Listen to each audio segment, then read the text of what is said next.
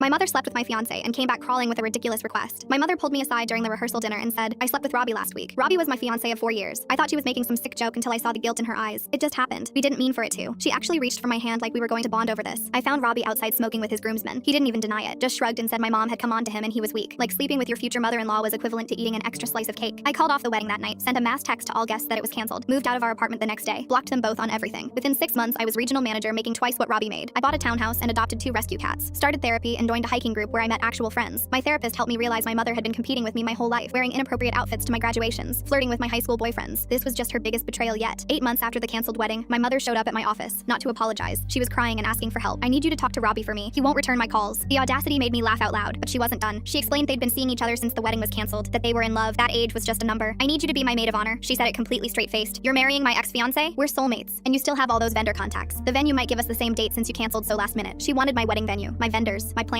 She'd already told family I was supportive, posted on Facebook about how mature I was being, even used my engagement photo locations, just cropping me out and inserting herself. She pulled out her phone to show me. "Look, I'm wearing your grandmother's ring. Robbie said you'd want me to have it. The ring my dying grandmother had given me specifically. Now on my mother's finger." I stayed calm, told her I needed time to process. For 2 weeks, she bombarded me with messages about dress shopping and cake tasting. She sent links to mother of the bride dresses asking if they were too young for her. I met with my friend who was a party planner. We spent hours crafting the perfect response. I reached out to family members and learned she'd been lying extensively. Told them I'd begged her to take Robbie off my hands. My aunt revealed that mom had been pursuing Robbie throughout our entire relationship, showing up at his gym, texting him constantly. The seduction had been years in the making. We met at a restaurant where she immediately started talking about centerpieces. I let her ramble for 5 minutes. Then I slid my phone across the table showing a Facebook post I just published. It detailed exactly what happened, how she'd slept with my fiancé, how she was trying to use my wedding plans, how she'd lied to everyone. "Take that down immediately," she grabbed for my phone. "How could you do this to me? The same way you did it to me, publicly and without remorse." She started crying about her reputation, how Robbie would leave her if there was drama. I stood up to leave. She grabbed my wrist. "Wait, there's something else. I'm pregnant. Robbie doesn't know yet, please." I looked at her hand on my wrist, the same hand wearing my grandmother's ring. "That's not my problem." I walked out. The Facebook post went viral in our family. Aunts and uncles who'd believed her lies started calling to apologize. My grandmother's sister threatened to sue for the ring. Robbie's parents found out the full story and were horrified. 3 weeks later, my mother announced the pregnancy publicly, trying to salvage her image. Robbie proposed properly this time, probably out of obligation. But here's what she didn't expect. Robbie's ex-girlfriend from college reached out to me after seeing my post. She told me my mother wasn't the first older woman Robbie had been with. His pattern was targeting women who could advance his career or lifestyle. My mother had money. I had potential. We were both marks. I forwarded everything to my mother anonymously. She didn't believe it at first. Then she started watching, noticing how Robbie's eyes wandered, how he'd disappear for hours, how he seemed more interested in her credit cards than her company. She called me 6 months pregnant, crying. "You were right. He's been cheating with someone from his office. She's 23. I listened. I didn't comfort her. I don't know what to do. I'm alone and pregnant and everyone hates me. You made your choices. Now you live with them." I hung up. My mother had the baby, a girl. Robbie signed away his rights and moved to another state with the 23-year-old. Sometimes I see photos of my half-sister on social media. She looks like me when I was little. Same eyes, same smile. I don't reach out. Maybe one day when she's older and can understand, I'll tell her the truth. But that's not my responsibility right now. I'm engaged again to a man I met in my hiking group, someone who's never met my mother and never will. At our wedding, the maid of honor will be my best friend Claire. The mother of the bride seat will be empty, and I'll finally have the day I deserved all along. Full story linked below.